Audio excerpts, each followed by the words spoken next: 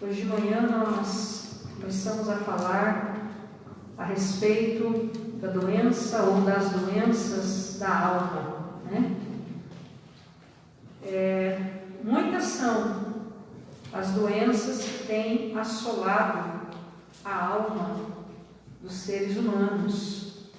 Eu convido você a mais uma vez abrir a sua Bíblia nesse texto que será o nosso texto base a respeito das doenças da alma. Salmo 42, versos 5 e 11. Salmo 42, versos 5 e 11. Diz o seguinte a palavra do Senhor: Por que você está assim tão triste, ó minha alma? Por que está assim tão perturbada dentro de mim? Ponha a sua esperança em Deus, pois ainda o louvarei. Ele é o meu Salvador e o meu Deus. Verso 11. Por que você está assim tão triste, ó minha alma? Por que está assim tão perturbada dentro de mim? Ponha a sua esperança em Deus, pois ainda o louvarei. Ele é o meu Salvador e o meu Deus. E ainda no salmo seguinte, Salmo 43, verso 5.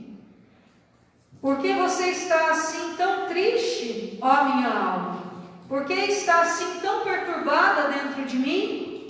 Ponha a sua esperança em Deus, pois ainda o louvarei. Ele é o meu Salvador e o meu Deus. Vamos orar mais uma vez. Pai, nós clamamos o Teu favor sobre nós clamamos a Tua misericórdia sobre nossas vidas, e nós suplicamos ao Senhor para que o Senhor venha mesmo tratar-nos, ó Pai, venha mesmo restaurar-nos, venha mesmo operar em nós as Tuas maravilhas, os Teus milagres. Nós precisamos do Senhor sobre nossa vida. Encha-nos, ó Pai, ensina-nos realmente o Teu caminho, a Tua vontade, ensina-nos a realmente Te buscarmos e descansarmos no Senhor de todo o coração. Nós queremos, como o salmista diz, ó Pai, louvarmos ao Senhor novamente. Trabalhe mesmo na nossa mente, ó Pai, no nosso coração, na nossa alma. Em nome de Jesus que oramos. Amém. Amém. Glórias a Deus. O salmista aqui, esse coraíta, né, que diz aqui a palavra do Senhor, esse coraíta, ele escreve esse salmo, essa mensagem, e nós percebemos uma tristeza muito grande no coração dele, uma angústia muito grande na alma dele, né? Nós vimos que ele estava realmente angustiado, que ele estava realmente perturbado, né? E nós vimos então que ele se derrama diante do Senhor, ele realmente se rende aqui à presença, à misericórdia do Senhor, e a gente vê que ele não está se sentindo bem não com isso, que ele não está gostando disso que ele identificou dentro da vida dele, dessa tristeza, dessa dor que está dentro da alma dele. Ele realmente não quer aquilo para ele, e ele então clama ao Senhor, ele se questiona, né? É interessante a gente observar ele se questionando. Por que, alma, que você está desse jeito? Por que você está dessa forma? Não tem por que você estar assim, né? E ele então clama ao Senhor, ele busca então ao Senhor, porque a esperança dele está em Deus. E ele fala: eu ainda o louvarei, pois ele é o meu Salvador e o meu Senhor, né? Eu ainda o louvarei, pois ele é o meu Salvador, ele é o meu Senhor. Este salmo, irmãos, ele é um salmo que mostra realmente a angústia da alma, que mostra realmente como muitas vezes nós somos assolados e nós somos envolvidos por essa tristeza profunda da alma. Como eu disse hoje de manhã, alguém me mandou um recado para que eu pregasse a respeito da depressão, mas eu não sou médica para falar sobre depressão, mas eu posso falar a respeito das doenças da alma. E sim, a depressão é uma doença que ela evolui porque ela começa na alma, ela começa na alma do ser humano. Como eu disse hoje de manhã, a origem de qualquer doença da alma começa no pecado. Em Gênesis 3, verso 7, nós vimos que após o ser humano pecar, eles tiveram os seus olhos abertos. Os olhos do homem e da mulher foram abertos. E eles então perceberam, eles então enxergaram nas suas vidas que eles estavam nus. No verso 8 de Gênesis 3 diz que então eles se esconderam de Deus. E isso é uma situação muito triste, porque é uma realidade das pessoas. E no verso 10, eles declararam a Deus que eles estavam com medo. Então, com a entrada do pecado no mundo através da desobediência, o homem toma para si todas as suas limitações. Ele pega para si tudo que antes estava no controle de Deus, o homem pega para si. Ele abraça para si as suas limitações. Assim ele fica exposto, assim ele se torna fraco. Porque o ser humano longe de Deus, o ser humano afundado em pecado, o ser humano que não está em comunhão com Deus, ele está assim, ele está exposto e ele vai realmente sentir uma fraqueza muito grande na sua vida, uma fraqueza na alma. O ser humano, quando ele está longe do Senhor, quando ele permitiu que esse pecado entrasse na sua vida, ele tem uma dificuldade de correr para Deus. Parece que ele quer correr ao contrário. O texto diz que quando eles ouviram os passos de Deus no jardim, que eles se esconderam de Deus. E Deus perguntou para Adão por que ele estava escondido. E Adão falou, porque eu tive medo. Eu enxerguei que eu estava nu, eu tive medo do Senhor. Então eles se escondem de Deus, né? E infelizmente essa é uma decisão que pesa muito, ainda hoje, na vida da pessoa que está doente da alma, da pessoa que está contaminada, afundada no pecado, está vivendo longe de Deus. A tendência dela é fugir de Deus, é se afastar de Deus, estar longe de Deus. E sempre que estamos longe de Deus, o medo cresce. Quanto mais longe nós estamos de Deus, mais medo nós temos. 1 João 4,18 diz que Deus, o amor de Deus, lança fora, joga fora todo medo. Então, quando nós estamos próximos de Deus, quando nós nos aproximamos de Deus, então o Senhor vem e trabalha na nossa vida. Hoje de manhã eu falei a respeito de um sentimento, porque é isso que eu quero trabalhar. A alma, ela é cheia de sentimentos. Dentro de nós temos incontáveis sentimentos que nós precisamos permitir que o Senhor trabalhe, que o Senhor trate isso na nossa vida. E hoje de manhã eu falei a respeito do ódio, né? O ódio, ele é terrível, o ódio, ele é assim, ele nos torna assassinos, para resumir, se você não participou do culto de manhã. Mas depois você pode estar entrando na página da igreja e estar participando do culto que nós tivemos pela manhã, ouvindo a mensagem, ou ouvindo novamente a mensagem, e você vai entender do que eu estou falando. Mas agora à noite, eu quero falar a respeito de um outro sentimento tão grave quanto o ódio. E esse é um sentimento que eu particularmente tenho percebido que ele é bastante recorrente. Muitas pessoas vivem isso, que é o inconformismo. Inconformismo. O que é isso?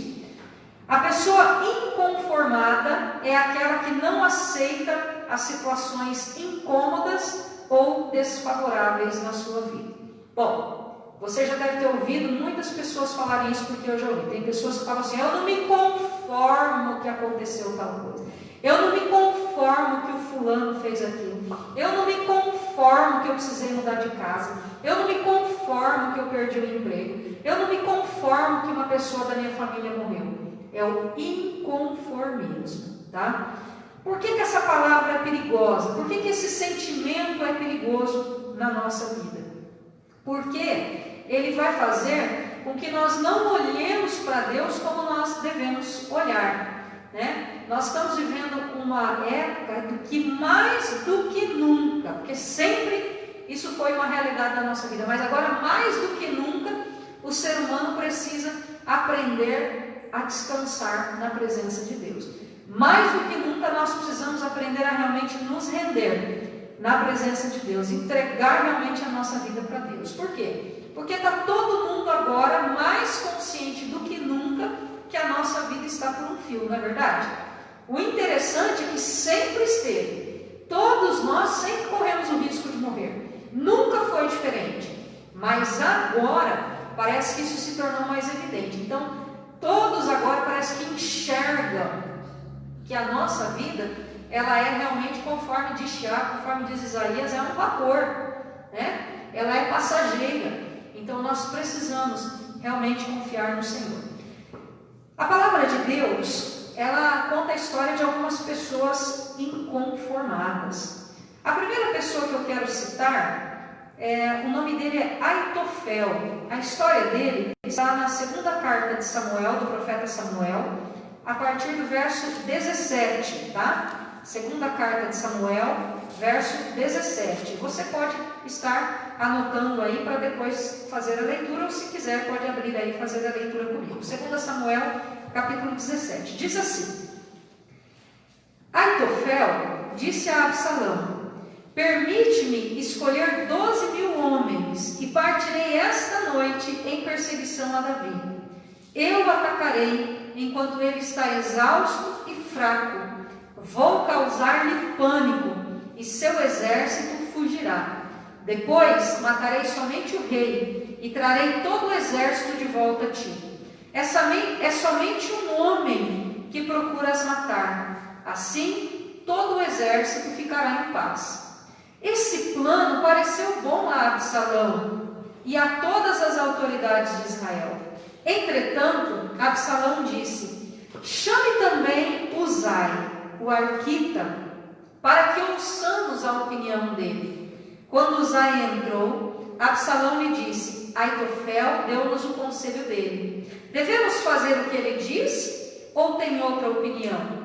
Uzai respondeu: o conselho que Aitofel deu, desta vez, não é bom. Verso 23. Vendo Aitofel que o seu conselho não havia sido aceito, selou seu jumento e foi para casa, para a sua cidade natal, pôs seus negócios em ordem e depois se enforcou. Essa é a história de um dos homens que foi assim um conselheiro muito importante no reinado de Davi, e ele, num momento aqui de conspiração contra Davi, contra o reinado de Davi, feita pelo próprio filho de Davi, Absalão, Aitofel então ficou do lado de Absalão. Só que acontece, ele deu um conselho aqui que assim, seria batata, né? Vamos assim dizer. Um conselho perfeito. Se Absalão tivesse seguido o conselho de Aitofel, ele teria realmente conseguido aqui alguma coisa com Davi. Só que Uzai, o arquita, que também era conselheiro do reinado de Davi, ele voltou, primeiro ele acompanhou Davi na sua fuga, mas Davi falou: rapaz, você é mais útil para mim lá dentro do palácio, porque você pode me passar informações, você pode me ajudar para que eu consiga fugir dessa conspiração do meu filho contra mim. Então Uzai voltou e ele fingiu então ser para Absalão fiel. E quando ele então fica sabendo desse conselho que Aitofel deu para Absalão, um conselho bastante eficaz, ele dá um conselho diferente. Ele fala: dessa vez o conselho dele não é bom. E ele dá um conselho diferente, um conselho que vai permitir que Davi fuja, né? Que Davi consiga fugir das mãos, das garras de Absalão. Mas o que me chama a atenção nesse texto é o inconformismo de Aitofel. Quando ele viu que o conselho dele não foi aceito, olha que interessante, verso 23. Ele deu um conselho realmente bom, só que houve ali um ludibriar de Uzai para que o conselho dele não fosse acatado, para que Davi não viesse a perecer. E quando ele ouve, quando ele percebe que o conselho dele não foi aceito, mas que foi aceito o conselho de Uzai, ele vai para a casa dele, ele coloca as suas coisas em ordem, né? Interessante aqui, a pessoa escolher tirar a vida, mas deixar tudo nos conformes, né? Ele vai para a sua casa e diz o texto que ele se enforcou, ele tirou a própria vida. Então, este é um dos problemas do inconformismo. A pessoa que não consegue se conformar com uma nova situação, ou não consegue se conformar que não fizeram aquilo que ela queria, né? Ela foi contrariada. Tem pessoas que não se conformam em ser contrariada. A pessoa que é desse tipo aqui, ela corre o risco realmente de atentar contra a sua própria vida. Por quê? Porque ela simplesmente não se conforma, ela não aceita aquilo que está acontecendo sobre a vida dela. Então, Aitofel, que foi um homem extremamente sábio, volto a dizer, conselheiro importantíssimo do reinado de Davi, ele não se conforma em ter o seu conselho rejeitado. Ele não aceita a rejeição, ele não aceita ser contrariado. Então, ele tira a sua própria vida. Outra pessoa que a Bíblia fala, que também é uma pessoa que estava bastante inconformada, é a esposa de Jó, tá? Em Jó, capítulo 2, verso 9, a gente vê aqui o tamanho do inconformismo da esposa de Jó. Jó, capítulo 2, verso 9, diz o seguinte: então sua mulher lhe disse: você ainda mantém a sua integridade? Amaldiçoe a Deus e morra. Bom, você pode estar perguntando o que tinha acontecido com Jó, com a sua esposa. O que tinha acontecido é que eles tinham perdido todos os bens deles, eles perderam todos os seus filhos num único dia, e para piorar a situação, Jó perdeu a sua saúde. A Bíblia fala que Jó ficou cheio de feridas, do alto da cabeça até a planta dos pés. Veja a dificuldade realmente que eles estavam vivendo. Mas é interessante que a gente observa que Jó, ele tem uma postura diferente. Jó, ele tem uma postura diferente. Ele reclama muito para Deus, ele pede para Deus tirar a sua vida, mas em momento algum ele deixa essa integridade, ele deixa de se colocar inteiramente diante de Deus, e não apenas parcialmente, não apenas em parte. Mas ele fala: se Deus fez isso comigo, então é assim que eu vou continuar servindo a Deus. Agora a mulher de Jó, ela não. O que ela faz? Ela fala: você ainda mantém essa integridade? Para com isso, vira as costas para Deus. Se afaste desse Deus que você tanto creu, desse Deus que você tanto confiou, vire as costas para esse Deus. Então a mulher de Jó, ela não aceitou a desgraça que havia caído sobre a sua casa, sobre a sua família, sobre o seu marido. Irmãos, muitas e muitas vezes nós vamos passar por lutas tão difíceis quanto a luta de Jó. Quem aqui não perdeu alguém da família? Quem aqui não teve um baque financeiro? Aliás, estamos vivendo um momento complicado financeiramente para todas as pessoas. Poucas as pessoas estão conseguindo se dar bem, estão conseguindo passar tranquilamente por esse momento difícil, mas nós estamos passando realmente por um período complicado. Nós estamos realmente enfrentando situações adversas. Você tem ali um familiar, tem pessoas que chegam para nós pedidos: olha, tem alguém na minha casa, tem alguém na minha família que está com coronavírus, olha, tem alguém que está internado, tem alguém que não está bem. Então, ou seja, todos nós estamos passando por algum tipo de situação complicada, difícil, de bastante temor. Mas aí, não vamos aceitar, não vamos nos conformar com essa situação? Pois é, esse inconformismo com aquilo que Deus está permitindo sobre a tua vida é algo muito sério, é algo que você tem que refletir. Porque se o Senhor está permitindo algo sobre a tua vida, é porque Ele tem algo para realizar. Deus, o nosso Deus, Ele não erra. Eu erro, você erra, eu tenho certeza que nós erramos, mas Deus não. O Senhor nunca erra. O nosso Deus é um Deus perfeito que está com tudo sob o seu controle. Então, aquilo que Ele está permitindo que aconteça sobre a nossa vida, as adversidades, essas situações terríveis, nós precisamos confiar no Senhor. Outra mulher que também não se conformou com a sua situação é a mulher de Ló. Em Gênesis capítulo 19, aliás, as crianças que participam do culto infantil é uma das histórias prediletas, né?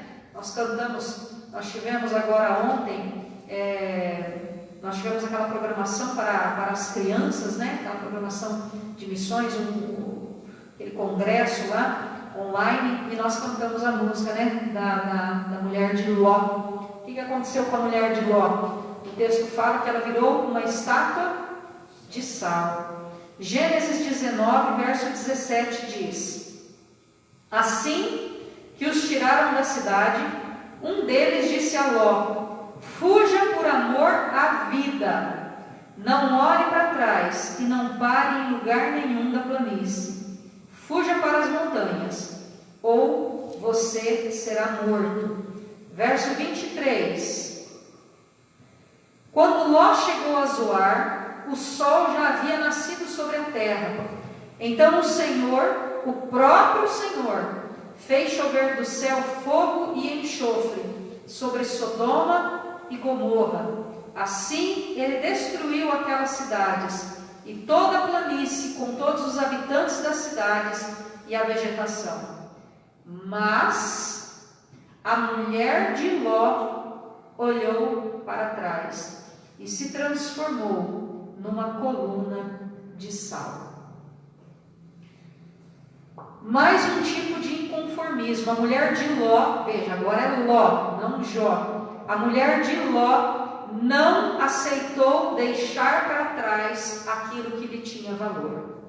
Claro que realmente uma situação como essa que ela enfrentou, de ter que fugir com a roupa do corpo, fugir o mais depressa possível da sua casa, do seu lar, do lugar onde você mora, sem uma preparação com antecedência. Quando nós vamos viajar, nós preparamos uma mala. Aliás, dependendo do lugar que você vai, se você precisa passar o dia numa cidade que não é a sua, você sempre prepara alguma coisa. Você leva às vezes uma blusa, um guarda-chuva, não é assim? A gente leva algo a mais, às vezes um biscoitinho. Por quê? Porque nós sabemos que nós estaremos longe da nossa casa, o lugar que tem tudo aquilo que nós precisamos. Claro que a situação dela não era fácil, mas acontece que eles foram avisados que eles deveriam fugir por amor a quê? A vida deles. Eles deveriam tomar agora uma nova direção, uma direção muito rápida. Eles deveriam correr para longe de suas casas, por quê? Por amor à vida. É muito forte isso que os anjos dizem a Ló: fuja por amor à vida, não olhe para trás e não pare em lugar nenhum. Fuja, vá embora. A mulher de Ló não aceitou deixar para trás aquilo que lhe tinha valor. Ela não se conformou em deixar para trás a sua casa. Eu acredito que ali ficou as suas roupas, ali ficou as suas vasilhas, as suas panelas, ali ficou a sua cama, ali ficou as suas cobertas, né? Eu acredito que ela deixou muitas coisas para trás e ela não se conformou com isso. Então, o inconformismo na perda de bens materiais, o inconformismo em perder algumas coisas que têm valor, né? Principalmente as coisas materiais. Tem pessoas que elas não aceitam, tem pessoas que elas dizem: não, eu não posso, eu sou um servo do Senhor, eu não posso passar por tal situação. Mas como você não pode passar por tal situação se o Senhor está permitindo isso sobre a tua vida? Como que você não pode passar se o Senhor, que cuida de você, que está no controle de todas as coisas, está permitindo que você passe pela sua vida? Quando nós lemos a palavra do Senhor ao profeta Jeremias, no capítulo 29, verso 11, nós vemos que nós precisamos realmente aprender a nos conformar com aquilo que o Senhor tem permitido sobre nós. Jeremias 29, 11, um texto muito conhecido, diz: Deus diz a Jeremias e ao povo de Israel: porque sou eu que conheço os planos que tenho para vocês, diz o Senhor, planos de fazê-los prosperar e não de lhes causar dano, planos de dar-lhes esperança e um futuro. Então, será que realmente nós estamos confiando nos planos de Deus? Será que eu realmente estou entendendo que se Deus está permitindo que eu estou enfrentando a situação que eu estou enfrentando, é porque isso faz parte dos planos dele, e isso é algo que vai ser bom para mim, vai me fazer prosperar, vai trazer realmente uma paz, um futuro, uma esperança para a minha vida? Será que eu estou verdadeiramente confiando no Senhor? Será que eu estou conseguindo descansar realmente nas mãos do Senhor? Nós cantamos aqui esse último hino, eu aprendi esse hino alguns meses atrás, e eu confesso que esse hino tornou-se o meu hino, o hino da minha vida, porque eu não quero ser guiado por outra pessoa, eu quero ser guiado pelo Senhor.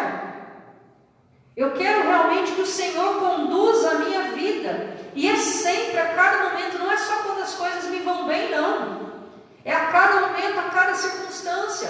Se eu tiver que ser guiado pelo Senhor, pelo vale da sombra da morte, eu vou, porque a palavra de Deus diz que o Senhor está comigo. Agora, hoje nós estamos vivendo um grupo de pessoas, o que mais me assusta são os crentes em Cristo, aqueles conhecedores da palavra de Deus, que não podem passar por nenhuma situação de adversidade que ele não aceita, que ele não se conforma. Quando nós não nos conformamos com a direção de Deus para a nossa vida, significa que nós estamos nos conformando com o mundo, porque é isso que o mundo prega. O mundo prega que onde está Deus que permite guerras? O mundo prega que onde está Deus que permite a morte de criancinhas? O mundo prega que onde está Deus que permitiu um vírus tão mortal desse chegar para assolar a humanidade? Pois é, irmãos, sabe onde está Deus? Deus está olhando para a terra e não está encontrando um justo sequer.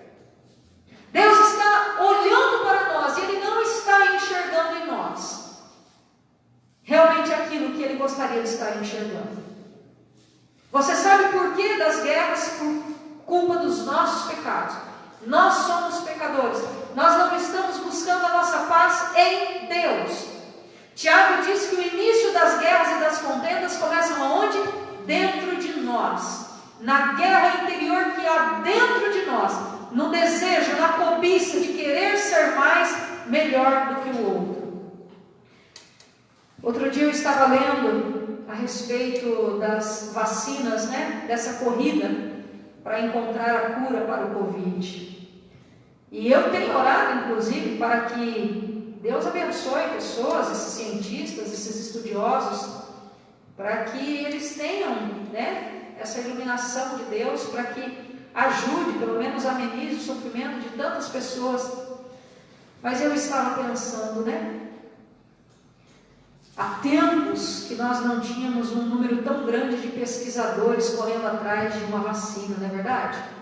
Por exemplo, no Brasil e nos países subtropicais, nós temos há muito tempo a epidemia da dengue, surgiu depois a zika, a chikungunya apareceu também, ou se tornou evidente, porque já existia, e a gente sabe que tem pessoas pesquisando, tem pessoas buscando, mas o número não é tão grande não, é bastante limitado. Agora para o Covid não, para o Covid o mundo inteiro está correndo atrás. Você já se perguntou por quê? Por que será que essas pessoas estão correndo atrás? Será que é porque elas querem o bem da humanidade? Ou elas querem ser as primeiras a ter o direito de vender vacinas para os governos? Será que é isso? Ou será que é amor ao próximo? Eu queria que fosse amor ao próximo, mas no fundo eu sei que não é assim. Infelizmente essa é a realidade que nós estamos vivendo. Esse é o ser humano, cheio de pecado, que não olha para o outro, que não pensa no outro, que não tem misericórdia do outro. Nós estamos vendo o nosso país, um país imenso, um país gigantesco, todo dividido. As pessoas parecem que não querem o bem do outro, que não querem o bem do próximo. E aí você fala, por que Deus permite situações como essa? Por que será, meu irmão? Por que será?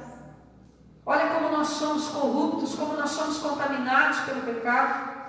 Olha como nós somos incapazes de olhar para o próximo e ter misericórdia dele. Então aquilo que está acontecendo sobre a minha vida, aquilo que Deus está permitindo que aconteça na minha vida, eu preciso realmente confiar que o Senhor está no controle de todas as coisas, porque Ele conhece os planos para a minha vida, Ele sabe aquilo que é melhor para mim, Ele quer me fazer prosperar, Ele não quer me causar dano. mesmo que aos olhos humanos eu esteja sofrendo dano. Não é isso que Deus tem para mim. Ele quer me dar esperança, os planos de Deus, o futuro de Deus para a minha vida. É um futuro maravilhoso, é um futuro tremendo. Em Romanos capítulo 8, verso 28, um texto também bastante conhecido.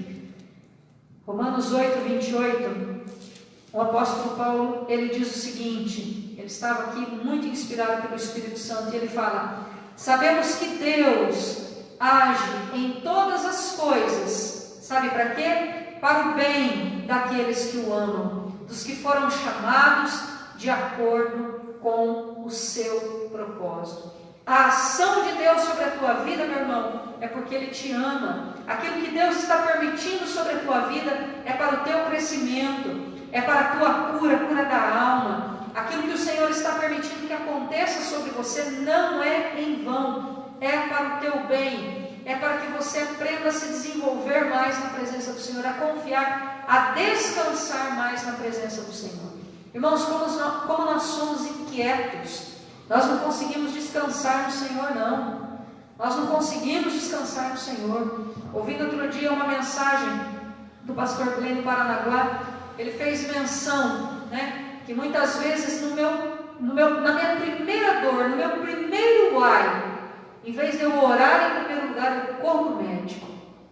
Eu não peço a direção de Deus para Ele iluminar a vida de alguém para me atender. A primeira coisa que eu faço, no meu primeiro ai, eu corro no comprimido. Eu corro no médico, mas eu não busco a direção de Deus. E eu aprendi, irmãos, com a doutora Adriana, nossa irmã em Cristo aqui da igreja, que não adianta eu tomar nenhum tipo de remédio se antes eu não colocar diante de Deus e falar: Senhor, tem misericórdia. Porque o poder não está no medicamento, o poder não está no médico, não está na sabedoria humana, mas está no Senhor. E se o Senhor não determinar sobre a nossa vida a cura, nós não seremos curados. Quantas pessoas que você conhece que fazem tratamento para o mesmo câncer, uma morre e a outra fica? Por que será? Estavam com o mesmo problema, passaram pela mesma cirurgia, estavam exatamente quadros iguais, quadros idênticos. Uma morreu, a outra ficou. Por que será? Porque é o Senhor quem está no controle de todas as coisas. E nós precisamos aprender a confiar no Senhor. Será que nós cremos mesmo que Deus sabe o que faz? Será que nós realmente acreditamos que Deus está agindo em todas as coisas para o nosso bem? Será que nós realmente estamos descansando e confiando que é isso que o Senhor tem para nós? Será que é dessa maneira realmente que nós estamos vivendo? 2 Coríntios capítulo 12, a partir do verso 7, o apóstolo Paulo conta a sua experiência pessoal de luta que ele viveu. 2 Coríntios 12, a partir do verso 7, ele diz: para me impedir que eu me exaltasse por causa da grandeza dessas revelações, foi-me dado um espinho na carne, um mensageiro de Satanás para me atormentar. 3 vezes roguei ao Senhor que o tirasse de mim, mas ele me disse: a minha graça é suficiente para você, pois o meu poder se aperfeiçoa na sua fraqueza. Portanto, eu me gloriarei ainda mais alegremente em minhas fraquezas, para que o poder de Cristo repouse sobre mim. Pois, por amor de Cristo, regozijo-me nas fraquezas, nos insultos, nas necessidades, nas perseguições, nas angústias, pois quando sou fraco, é que sou forte. Paulo suplicou a Deus por 3 vezes, para que o Senhor o livrasse do mal que ele sofria. Mas o Senhor lhe respondeu nessas 3 ocasiões, que a graça que ele estava derramando sobre a vida de Paulo, ela era suficiente para Paulo. Paulo, você não precisa, porque a minha graça já está sobre a tua vida. E sabe o que Paulo fez? Ele aceitou. Ele aceitou. Paulo não brigou com Deus. Paulo não chorou diante de Deus. Ele orou sim, por 3 vezes. Ele insistiu a Deus. Ele clamou a Deus por 3 vezes. Mas o Senhor lhe deu a resposta: Paulo, a minha graça, ela já é suficiente sobre a tua vida. Alguns autores, alguns teólogos, alguns estudiosos dizem que Paulo era quase cego, que seria esse o pedido dele. Outros dizem que Paulo era epilético. E Paulo tinha então, as crises convulsivas, e Paulo suplicou, e o Senhor mesmo assim não livrou ele disso. Então, algum problema de saúde Paulo tinha, era isso que era o espinho na carne que ele estava se referindo, era alguma situação que realmente lhe era difícil. Paulo, ele tinha alguém, um médico que andava continuamente com ele, que era Lucas, aquele a quem ele chama de médico amado. Lucas, o autor do Evangelho de Lucas, o autor do livro de Atos, Lucas relata a trajetória da vida de Paulo, porque ele esteve junto com Paulo. E nós vemos que ele era uma pessoa que socorria Paulo em suas limitações físicas, em suas dores físicas. E Paulo pediu ao Senhor: Senhor, tira isso de mim. Mas o Senhor falou: você não precisa, porque a minha graça já é para você suficiente. Assim, Paulo permitiu que Deus aperfeiçoasse o poder dele nas limitações, nas fraquezas, nas dores de Paulo. Mas eu não posso ter dor, eu não posso estar doente, eu não posso ficar doente, eu não posso sofrer. Eu não, só o Paulo. Será que nós estamos realmente deixando o Senhor aperfeiçoar a nossa vida, tratar a nossa vida nas nossas limitações, nas nossas fraquezas, nas nossas dores? Será que nós estamos realmente falando: Senhor, olha, eu fui criado como o Senhor me quis. Cada marca de nascença, cada jeito, até os redemoinhos da minha cabeça, eu sei que o Senhor me fez dessa maneira. Será que eu glorifico ao Senhor pela maneira que Ele me fez? Pela maneira que eu estou hoje? Com o passar do tempo, conforme nós vamos envelhecendo, nós vamos percebendo que a vida vai mudando. Alguns vão tendo doenças que vão acompanhá-lo até o final da vida. Outros vão tendo dores que vão acompanhá-los até o final da vida. Não é fácil de forma alguma. Mas se o Senhor está permitindo isso sobre nós, qual vai ser a tua reação? É interessante que Jesus, quando Ele nos ensina a orar, em Mateus capítulo 6, verso 10, Ele nos ensina a falarmos o seguinte para Deus: venha o teu reino e seja feita a tua vontade, assim na terra como nos céus. Mas na hora da oração fala: Deus, mas aqui na terra faz o que eu quero. No céu o Senhor faz aí o que o Senhor quer, mas aqui na terra faz o que eu quero. Eu não quero ficar como eu estou. Eu não aceito isso na minha vida. Não é assim que nós estamos orando? Porque a partir do momento que eu não aceito, que eu preciso enfrentar, é essa oração que eu estou fazendo. Deus, o Senhor só mande aí no céu, porque aqui na terra eu quero que o Senhor faça como eu quero. Aqui na terra eu quero dar a ordem para o Senhor. Quando você faz essa oração de coração para Deus, dizendo que seja feita a tua vontade, assim na terra, tanto na terra como nos céus, você está realmente dizendo a Deus que Ele pode fazer com a sua vida aquilo que Ele desejar. Que a sua vida realmente pertence a Ele, que a sua vida realmente está nas mãos dEle. Mas aí eu pergunto a você: você aceita isso? É isso que você realmente quer? Que a sua vida esteja nas mãos do Senhor? Você quer realmente ser guiado pelo Senhor a cada momento, ser guiado sempre? Você quer que o Senhor esteja mesmo te conduzindo sempre? Ou só quando tudo estiver bem na tua vida? Ou só quando as coisas estiverem maravilhosas para você? Quando Jesus chega perto dos discípulos, os discípulos haviam ficado a noite inteira tentando pescar e eles não conseguiram pegar nada. E quando eles já estavam chegando para recolher equipamento, para ir para casa dormir, para descansar, porque a noite havia sido longa, e Jesus fala para eles: olha, vão ali até tal lugar e lancem a rede. Eles não duvidaram, eles creram. Eles creram. Eles poderiam dizer para Jesus: olha, Senhor, dá não. Minhas costas estão um bagaço. Meu olho está fechando sozinho, porque Eu acredito que seria essa a situação desses homens. Imagina a noite inteira jogando rede, recolhendo rede, rede pesada. Imagina, né? Eles poderiam ter dito isso para Jesus, mas o que eles fizeram? Senhor, nós ficamos a noite inteira e nós não pegamos nada. Mas sob as tuas ordens, nós vamos novamente lançar as redes. Meu irmão, aquilo que Deus está permitindo sobre a tua vida, não é brincadeira de Deus, não. Não é pegadinha de Deus, não.